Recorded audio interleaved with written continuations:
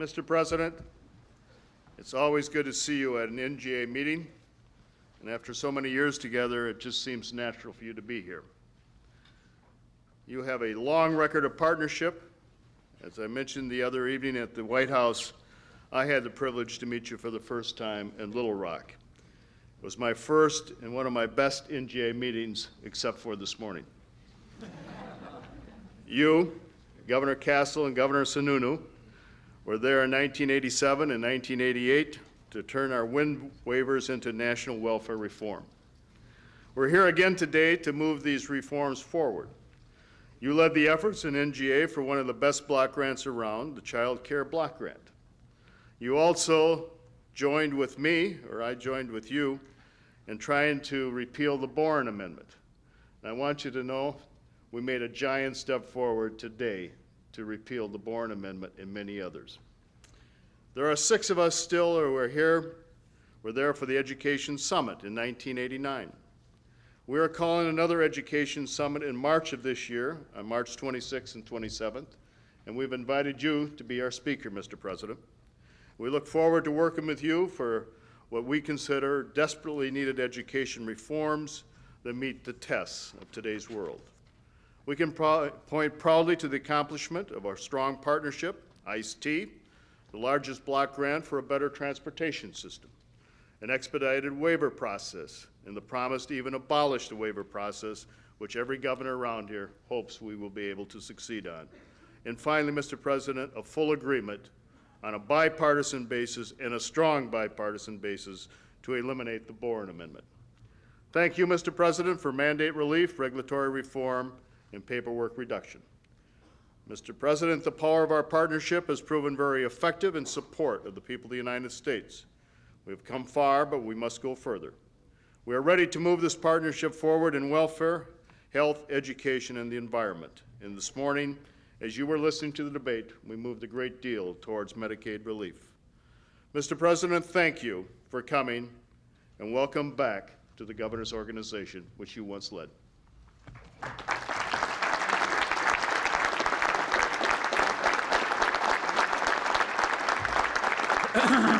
Thank you very much. Thank you. Thank you. Thank you very much. Thank you. Thank you. Thank you very much. Thank you, Governor Thompson, Governor Miller, fellow governors and friends. It is always good to be back here, and I very much appreciate what you said, Governor Thompson. I must say I also enjoyed standing outside in the hall and listening to the last 3 or 4 speakers discuss the last resolution. It made me homesick and proud that I once was a member of this body.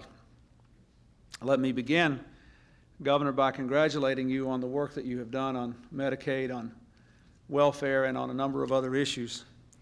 And let me also thank the lead Republican and Democratic governors who worked on the Medicaid issue. I see you around this table. You were good enough to work with us in the White House to keep us up with what you were doing, to enter into intense discussions with us, and I'll have a little more to say about it in a minute, but this is in any case, a very impressive accomplishment that all of you have voted for a new framework that will preserve the guarantee of health care coverage to the people who need it and give the states the flexibility they need to operate the program. Let me also say, in general, this governor's conference has, I think, been in the best tradition of the National Governors Association, as people have worked together in good faith across party lines to find real solutions to real problems.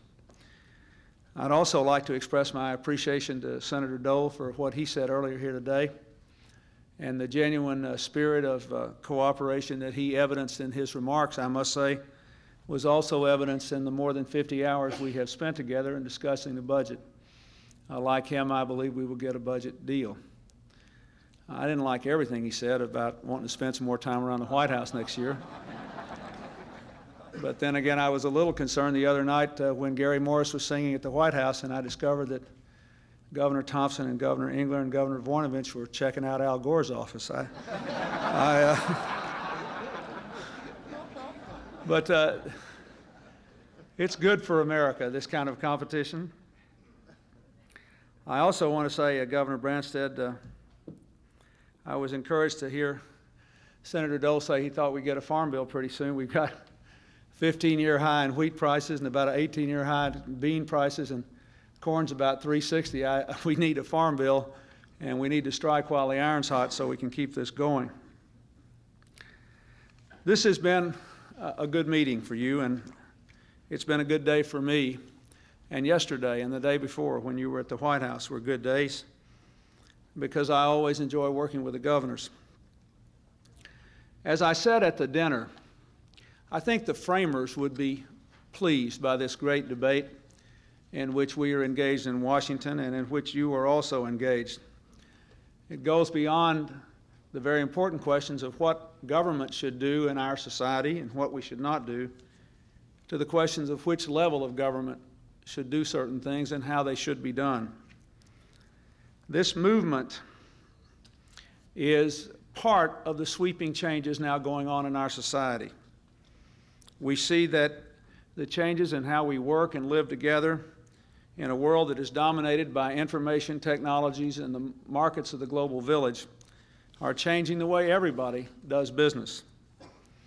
And I'd like for you to take just a minute before we get back into the substance of the issues that you've been working on to step back and look at the context in which this debate is taking place. We are living in a world that includes dramatic changes in the nature of work, principally defined by work becoming more and more identified by the content of ideas and information and less with physical labor. We have changes in the nature of work organizations. They're more flexible, they're less bureaucratic, and often they're smaller. It's interesting that in all the new businesses that have been created, new jobs that have been created in our country, for the last 15 years, the Fortune 500 companies have reduced their aggregate employment in each of those years. In the last 3 years, however, small businesses owned by women alone have created more new jobs than the Fortune 500 has laid off. Changes in the nature of work organizations. And finally, there are dramatic changes in the nature of markets, both financial markets and markets for goods and services. They are more instantaneous in their movement and more worldwide in their scope. Now, these changes have given our country, with a strong and diverse economy, what I called in the State of the Union a great new age of possibility. I believe that. I believe that more of our people will be able to live out their own dreams than ever before. But these changes have also done what fundamental changes always do. They have led to a great uprooting in the patterns of life and work in America. And there are new challenges to us to preserve the American dream for all citizens who are willing to work for it, to maintain our cherished values and our leadership for peace and freedom. This is the context in which this debate should be viewed. Look at the economic picture. America in the last 3 years has almost 8 million new jobs, the lowest combined rates of unemployment and inflation in 27 years, a 15-year high in home ownership, an all-time high in exports, which has in large measure led to those high prices for farm products that I mentioned. The auto industry leads the world again. We've had 700,000 new jobs in construction. We're number one in the manufacture of telecommunications satellites. And each of the last 3 years, our people have set successive records for the formation of new businesses and for the creation of new self-made millionaires, not people who were given their money, but people who made it with the opportunities that were there for them in this country. This is a remarkable thing. But it is also remarkable that for the first time in our history, all this occurred while more than half of the American people didn't get a raise and felt increasing insecurity about job loss, or the loss of health care or pension benefits, or the ability to educate their children. Yesterday, I had a conversation with an old friend of mine from a western state who is a marvelously successful person now in his own right. And by pure accident of history, 40 years ago and more, he and his brother and I attended the same little brick grade school in my hometown in Arkansas. He's a terrific success. He's had a great life. His brother made a great success of his life, but at the age of 49, he has already been laid off twice from 2 different companies simply because the companies were bought by other companies. Not because he was unproductive, not because there was something wrong with him, not because he didn't do what he was supposed to do in life. The other day I got a letter from a friend of mine that I keep in touch with, a man I went to grade school with who came from a very poor family. He was the first person in his family to graduate from college. And he told me that after 9.5 months of looking, he had finally gotten another job. He was an engineer with a Fortune 500 company who at the age of 49, along with 2 other 49-year-old engineers, was laid off. And they had children to educate, things to do. And this is also a factor of this great churning economy. So we have to see this economy in terms of all of its possibilities and its continuing challenges, which presents a paradox. You can imagine what the ordinary person feels going home at night after work and turning on the television and hearing how great the economy is and then filtering it through their own personal experience. It just depends upon whether their experience conforms to the statistics, whether they really buy it. Our challenge is to figure out how to keep in motion all these wonderful changes and shape them in a way that makes the American dream available to everybody again. It's a great challenge, but we can do it. If you look at the world, you see the same thing.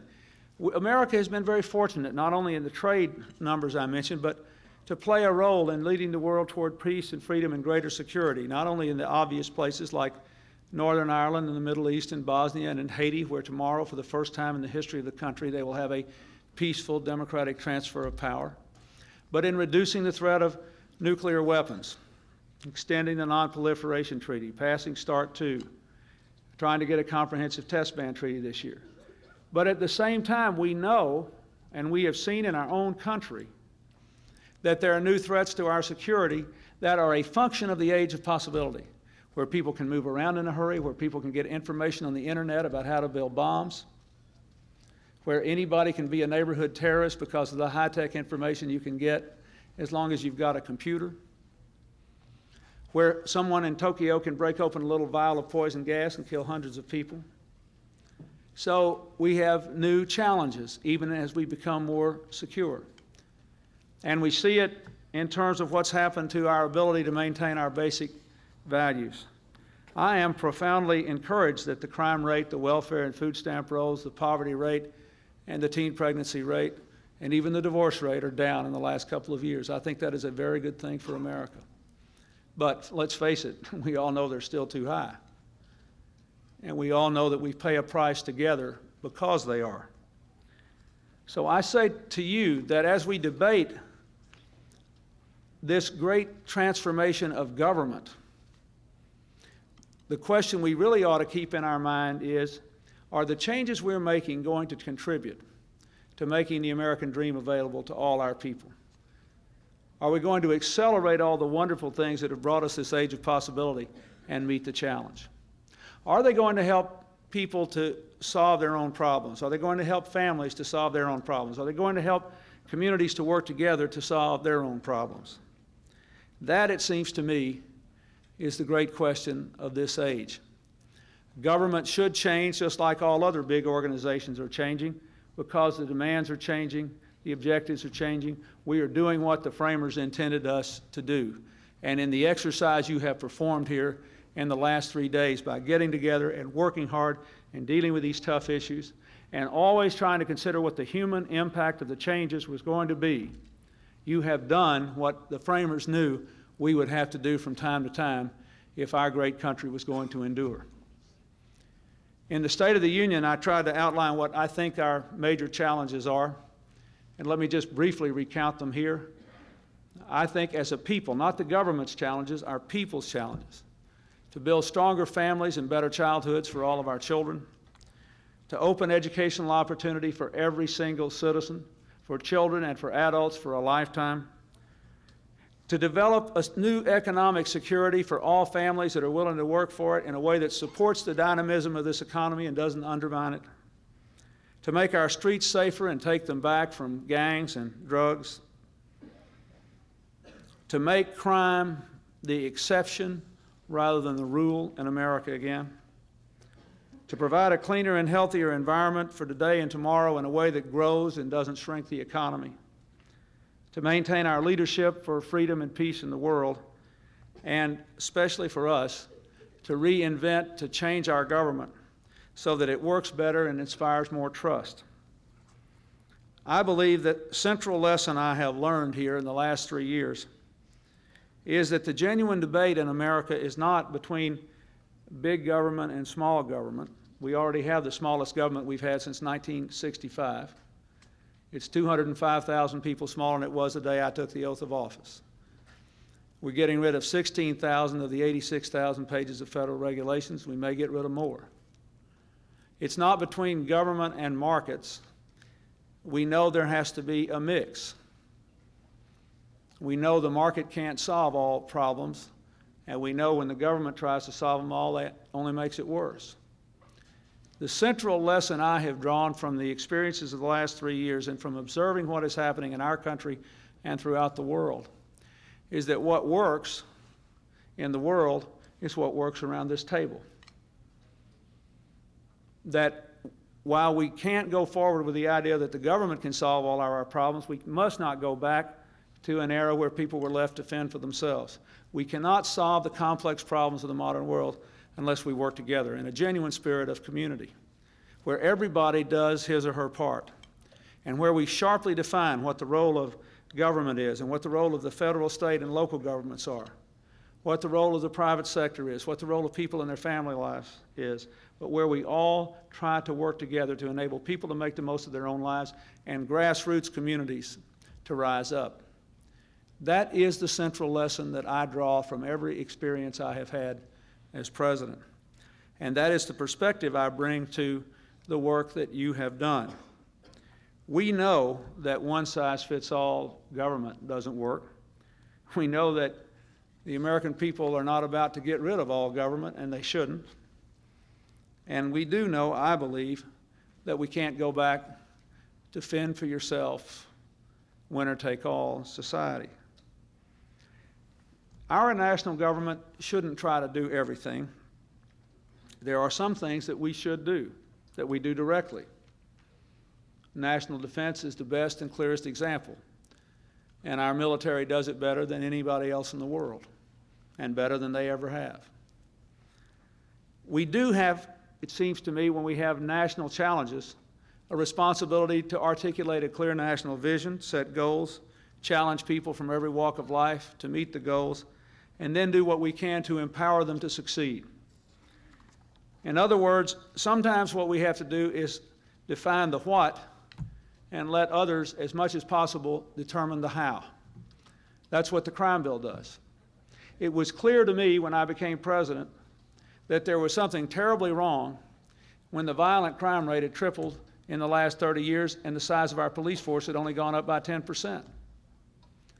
It was obvious if you went to communities all over the country that there were places where the crime rate was going down, and the one thing they all had in common was a clear, disciplined, operating community policing strategy.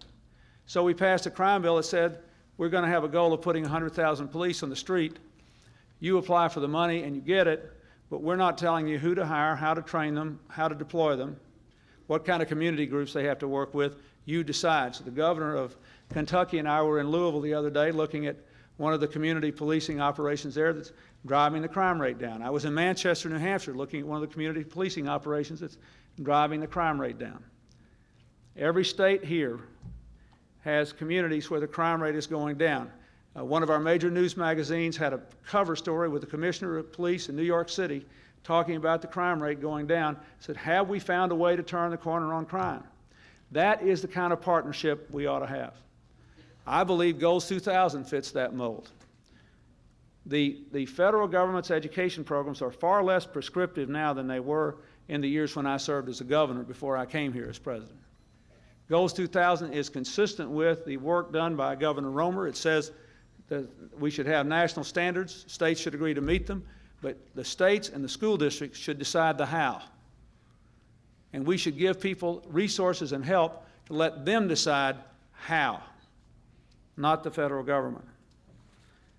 We have also tried to work with you in particular, as Governor Thompson said, with the unfunded mandates law, with the dozens of waivers, and with the common efforts we're now making, not only to get rid of the Boren Amendment, but to get rid of a lot of other federal requirements that cripple your ability to spend your time and your money helping your people to deal with their challenges. We have tried to run this smaller federal government better, stepping up the fight against illegal immigration at the border and in the workplace, collecting record amounts of child support, cutting the student loan default rate almost in half, doubling the loan volume at SBA while we cut the budget by 40%, adopting customer service standards for every federal agency, and I'm really proud of the fact that one of the major business magazines just last year, which gives awards every year to corporations in America that serve the public the best, in the category for best service over the telephone, competing with LL Bean, Federal Express, and a lot of other things, the winner last year was the Social Security Administration. I'm proud of that. We are trying to give the American people a government that is smaller, that costs less, that works better, and that works with you. The first thing we need to do now is to finish the work of balancing the budget. We all know there's plenty of blame to go around for what happened in the years before we started working on this 3 years ago. I am proud that the deficit has been cut in half in the last 3 years. It is obvious that we need to finish the job. It is also obvious that this is a job that will never be finished, at least not in our lifetime. Because when baby boomers, people my age and younger, began to move toward their retirement years, the demographic changes in America will impose great new challenges on the budget, and this work of keeping our budget under control will have to be done year in and year out for a long time to come. But we do know that based on the work we have already done, there are savings common to both the Republicans' plan, the plan that I have put forward, that amount to about $700 billion, more than enough to balance the budget, and enough to meet my criteria of protecting the Medicare and Medicaid programs, our investments in education and the environment, and providing a modest tax cut. We know that there are a lot of policy areas where we do agree, as well as some where we don't. I wish on the whole that the American people could have watched Senator Dole and Speaker Gingrich and Mr. Armey and Senator Daschle and Mr. Gebhardt and the Vice President, Mr. Panetta and I over these last 50 hours of discussions we've had, because we tried to do things the way you try to do them here. And we were able to identify significant areas of agreement. Whichever Medicare program is passed, for example, it will be a program that estimates that we can slow medical inflation in the Medicare program below the projected rate of medical inflation in the private sector by aggressive incentives to seniors to move to managed care. With all the other differences of opinion, that is still there. However the final Medicaid program comes out, and I think you have gone a long way toward influencing that today in a positive and constructive way, we are going to slow the inflation rate in Medicaid well below the projected rate of health inflation in the private sector because of giving you greater flexibility to move toward managed care and to do other things as well. This is encouraging. And so I believe the first thing we have to do is to finish this job. We cannot, in good conscience, even though this is an election year, have a work stoppage between now and November. We have to go on and finish the work of balancing this budget. I also believe we can get an agreement on Medicaid. You have done a lot of work, which will help us immensely in that regard. You have always said that you could run this program better if you didn't have your hands tied and you didn't have to ask Washington permission every time you wanted to do something. We have known for a long time that the initial good impulse of supporting the Boren Amendment was a mistake. And we have known for a long time that you shouldn't have to ask the federal government every time you want to change your payment schedule to providers, and every time you want to put in a new managed care program or make some other change. You have come up with a proposal that enables you to have that kind of flexibility and still preserves the nation's ability to guarantee medical care for poor children, for pregnant women, for people with disabilities, and older Americans. This is a huge step in the right direction. As you know from our discussion yesterday, I still have some concerns. We have to, as you have acknowledged, we have to get any proposal scored by the Congressional Budget Office. We have to clarify, at least I need some clarification on some other issues which we discussed yesterday in terms of the definitions of disability and making sure that there will be some place where a clearly enforceable right is held for people with regard to the benefits to which they're entitled. And there are some other issues that we just didn't discuss because we didn't have enough time, like how the people who are now getting Medicaid help to pay their Medicare premiums will be able to continue that so they don't lose their Medicare coverage. But I am convinced we can work these out, and I am very encouraged by the work that you have done. Let me also say that I think there's one other thing we ought to do on health care, and I'd like to ask for your help on that, even though it's something that has to be done here in Washington. If we cannot follow the other advanced economies of the world and ensure that everybody has health insurance, at least we ought to be able to ensure that everybody has access to health insurance. There is a bill in the Senate now, sponsored by Senator Cassabaum of Kansas and Senator Kennedy of Massachusetts, which would simply say that insurance companies cannot deny coverage for people because somebody in their family has a pre-existing condition, and people can keep their insurance if they move from job to job. They can't be cut off.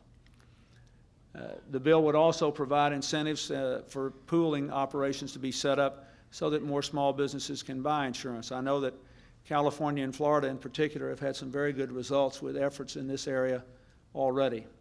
It is a good bill. It has 43 co-sponsors, Republican and Democrat. It was voted out of the committee unanimously, and it has not been brought to a vote yet because of pressures against it. I think it is quite important that that bill be brought to a vote. It is one thing we could do, a simple bipartisan act we could take that would increase the sense of security for millions of people and working families who are doing everything they can to do the right thing in this country.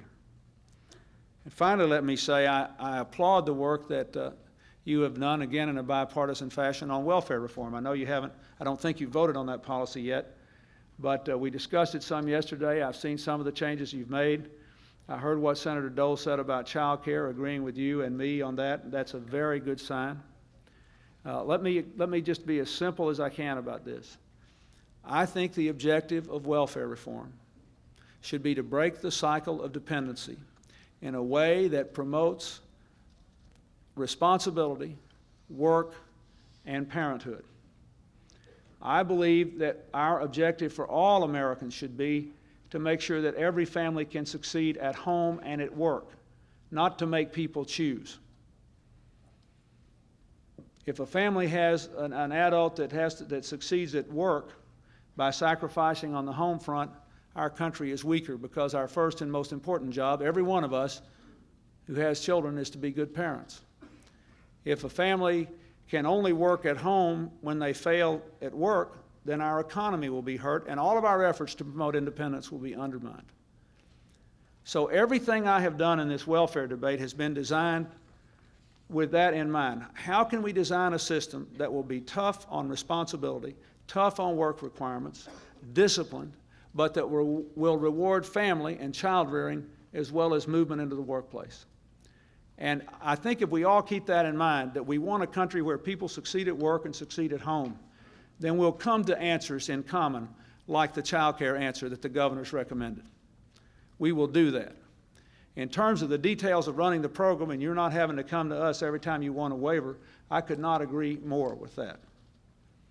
I think there have been a lot of the good ideas that have come out of this in the last 3 years. Every one of them, as far as I know, has come from the states. If you just look at, let me just mention one that I have promoted relentlessly since Oregon and a number of other states started trying it.